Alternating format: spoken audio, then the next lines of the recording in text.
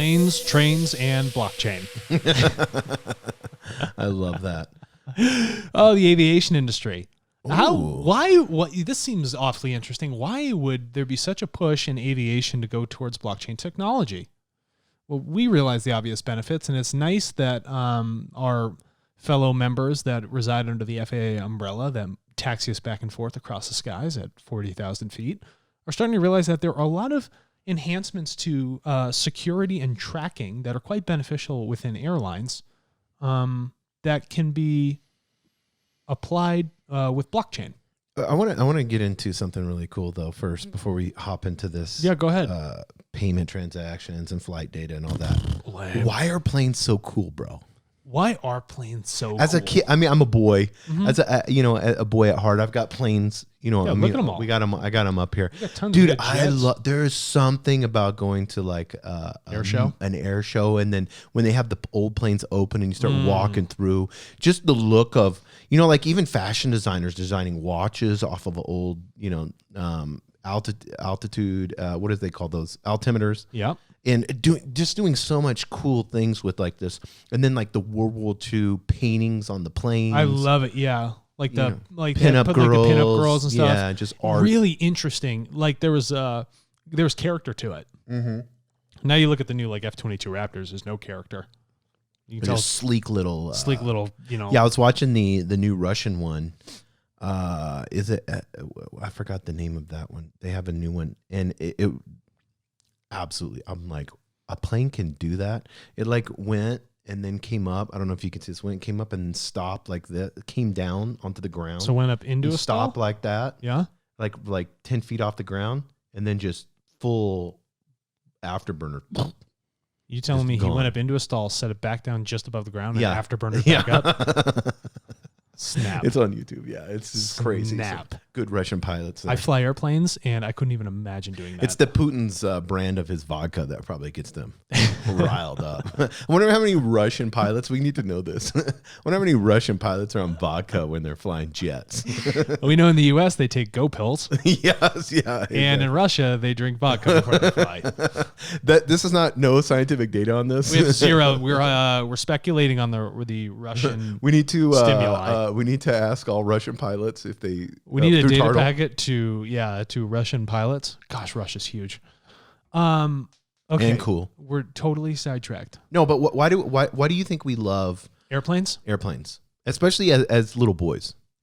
You know, not to just strictly apply it to a gender, but there's just like I guess my experience is different. Both of you and I have a different experience. We've both been in airplanes and helicopters. Right. Okay. I've flown both, and there's a little bit of like a rush mixed with like a sense of freedom and like a view over the world. You know, here's what it reminds me of. Back in ancient Egypt, there was great respect for the hawk. Right? Mm-hmm. Or the desert eagle, either way you wanted to call it. And it was always up in the sky watching. And they thought that this thing that had this bird's eye view was the closest thing to, you know, the sun god itself, yes. Ra. So there was always just this mesmerization. And when you were somewhere and like a hawk was encircling over you, it was almost like Ra, that god, was watching over you. Like it's very important. It was a very important aspect. But it's always fundamental when you watch birds flying in the sky. There's something about that humanity is always connected with. But when you go to look at a plane, it's like man has stepped into that same position where nature has evolved for millions and millions of years to do something quite naturally. We have now met it in the skies. And we've always been on the ground. And to elevate yourself to the skies, to give you that view, changes your perspective on the world. Much like when an astronaut leaves the, Earth and they look back at it and you ask them about their stories, their perspective on humanity, only when they've seen the Earth from outside its atmosphere. Very special things happen at that point. But when I look at a plane, when I roll out, and that means when I've hit my airspeed where it's just enough, I'm in the green zone, and there's enough wind going over the top and the bottom of the wing to generate lift, it's the most pleasant feeling in the world right there at that point. And even for an individual that gets in an airplane, they go for takeoff, they're going on travel vacation, that moment when you roll out, you feel the nose start to pick up and the pilot takes off. like, just imagine if you were the person doing that. But it's amazing to watch the mechanics and the action of flight occur. And I don't know if it's like a subconscious sense of freedom that we get when we see a bird or a plane actually occurring, but it fires me up. Yeah, and then the safety in the aviation industry is absolutely phenomenal. Yeah, everyone thinks planes are unsafe, but really it's more unsafe for you to get in a car. Way unsafe. You're more likely to get bit by a shark. If you ever want to see how many planes, Siri does a thing, where you can ask how many planes are overhead. Mm-hmm. And there'll be like 20, 30, 40 planes overhead constantly, 24/7. And you're looking about what? Like, I don't see any of these. Yeah. And it's just the amount of travel back and forth that these planes are doing constantly. Like the average commercial airline is going 3 or 4 times a day back and forth to that same destination, that same plane. They're just putting people in next. It's a workhorse. Yeah, it's a workhorse, and it's just ultra safe. So here's Uber. Speaking of safety. Yeah, speaking of safety, Uber essentially changed how the cab service worked. Yes. The airline industry needed that.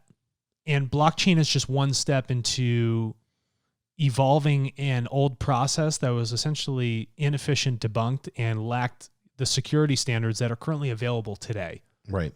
So they're starting to step into that by applying the functions of blockchain. We don't want to get into blockchain. We have plenty of episodes on it. But I will talk about the focal points that the airline industries are going to focus on by employing this sort of decentralized, trustless, ledgered technology. Yeah, let's start with number 1, secure flight data. Yeah, secure flight data, right? So a lot of this data sits in black boxes, or for instance, so if you don't know what a black box is, if an airplane gets in a crash, all the telemetry data, all final recordings, everything like that is stored in this centralized little box that can get lost in the bottom of the ocean, right? It has a tracking beacon, but that can fade out, and it's albeit quite reinforced, but it's in a centralized area. Right. And you've centralized it on the plane. So what happens if you crash in the ocean, like the Malaysian flight? Right. Where the heck is it in the bottom of the ocean? The ocean's huge. You can also have a current that's happening under the water. It could have drifted it off many, many miles, and then the search area becomes impossible. But if you decentralize that with blockchain, essentially every plane becomes its own node. You got Wi-Fi in planes now. Yes. There's no reason they can't be a part of that blockchain ledger. So with that, we can actually store or write that data to the blockchain where it's completely encrypted. No one's looking at, that important information. And it can be done while they're flying in real time. Right. It can be done flying in real time, and it also reinforces the security and the longevity of that data. And it doesn't put its reliance strictly on one physical place. It spreads it out all over the globe with its own support. Yeah, no, I love that. And then next one is payment transactions. Yeah, payment transactions. So with that, cryptocurrencies, right? It's an obvious example. Right. There's no reason you can't do that for booking your tickets. Right. So what happens is on the blockchain, if somebody tries to write to the blockchain twice for the same thing, there's an issue here. So if something unverified goes to the blockchain, it sends a red flag, and the other people are like, this isn't verified, it's not legit. So if you go to process a payment to book a ticket, anything of that sort of function, it's going to say, okay, only one person is allowed to be on this spot in the ledger. Yes. They came here first. Yes. So you don't have to rip 4 people off of their flight through force. We verified through blockchain that this individual, in fact, does have it. Yeah, now this one's exciting for me because I'm the guy that's unlucky that always gets when I check in baggage, it always gets lost. Well, we did an earlier episode on supply chain management. Yes, it's the same thing. We were talking about how they were applying blockchain to supply chain management. You want to know where it's gone, who's touched it. So there's essentially like a smart contract to your bag. I know it was, in fact, in this destination at this point, scanned by this person and written to the ledger, verified by everybody. Okay, my baggage is not lost. We know exactly where it is. Did someone forget to put it on the plane? Possibly, because it wasn't scanned in again, but it is not a lost piece of baggage. Yeah, and then ticket overbooking. Yeah, and that's the other thing that I was talking about. So the purchasing and the ticket overbooking are kind of hand in hand, but they separated out in the article. So we can skip that. Doesn't matter. Yeah, and then the last one is document verification. Yeah, document verification. So this is interesting.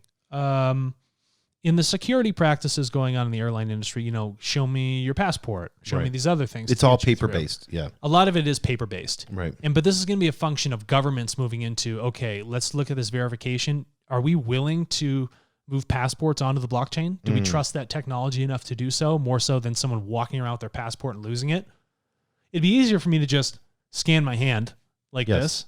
Yes. And then have that data on the blockchain and say, yes, this is in fact the individual, brings up the digital passport, on your way. Yeah, and they were saying like whether it's a hand or whatever it may be, but it would be a unique code in the blockchain for verifying themselves the minute they enter the airport. Yeah. So the way I would see this is you have a specific signature to your handprint. Mm-hmm. So my fingerprints are actually my decryption key. Mm. Oh, that's pretty cool now I'm thinking about it. I think we're onto something. But somebody build that. Yeah, but I mean, the cool part is it could happen in the cloud instantaneously when you walk inside the airport. Yeah, through your phone. You could do that. You won't even have to. No, they know that this verified person is in fact here. So it could verify. It could verify the minute you step on the property. Yeah. Then if you still have, of course, you also have security physically. The final verification will have to be a hand or yes, something. This cell phone is here. Yes. That is written to this person. Right. But now we got to make sure that the human being of that human being is really here. And these ledgers could keep that, which would give us even double, triple, quadruple security in greater efficiency. And then if you're trying to figure out where maybe bad actors are flying around, you would know where they've gone point to point to point. Yes, great verification to do so. Yeah, exactly. And I don't think that would be a privacy issue because whenever you look at blockchain, it's totally safe. Well, Jason, think about it. You're going to an airport. You're asking to put people on this tin can in the sky. Right. And you're going country to country. The second you've bought that ticket, you're giving up a lot of privacy for your safety. Yes, yeah. There is a trade-off there when it comes to sort of commercial travel at that point. But I think the privacy worries with blockchain will be eliminated because you could make that anonymous system in and of itself and then have it where it's just verifying based off of essentially you don't really need to know anything about that person. Yeah. But it is doing a verification on them. Yes. It's been verified by all the nodes across the globe on the Yeah, because right now, when I go to ABQ's International Airport, it's basically a guy that I walk up in the line. The guy looks at my driver's license and then looks at my, I scan my phone for the ticket. Yeah. And there's some security in all that. I get it, but it's not even close to the detail that blockchain could offer. Yeah. Because you're going off of, and then I have to go through. You can put so much more metadata. Yeah, exactly. And as we get into machine learning and all that in aviation industry, then it could be, you could have a machine scanning the items and understanding anomalies instead of a person no reason sitting there. for a TSA agent to be there. Yeah, exactly. Yeah.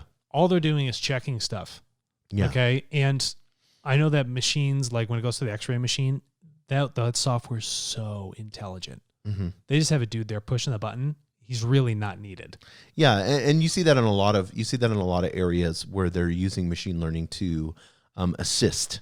Yeah. To help and to kind of point out, say, hey, you need to check this baggage. And that's what they're there for. Like, hey, check that one. Yeah, that's it. Yeah. That's the only person. Because you need a robot can't physically. There's one dude there with a machine gun and then another person there to just check bags. Yeah, exactly. Yeah. And then you've cut back on 80% of the TSA workers. Yeah, and if you guys want to see an airport that's ultra safe, you need to go to Israel and look at their airports. They have snipers on the roof. I remember I flew into Morocco. I've never seen more machine guns in one airport in my life. And nobody was smiling. Yeah, I watched we'll close on this because I'm side noting, but it's interesting. So I watched a whole thing last night from a UFC fighter that came from Cameroon. Cameroon. Yeah, and he's in just a huge, super nice guy, huge dude. But he actually did the whole thing from going from country to country in Africa from Cameroon and then going to Morocco and then trying to get to France. Mm. And the Moroccan government and Spain have it locked down. They have it locked down because you can imagine it if they didn't have immigration. Well, they got that. You would have how all short of, that channel is. Yeah, you would have all of Africa. Sorry, you would have all of Africa trying to get into Europe. Yes. Yeah. So and no reason why not because they want to try to better their lives.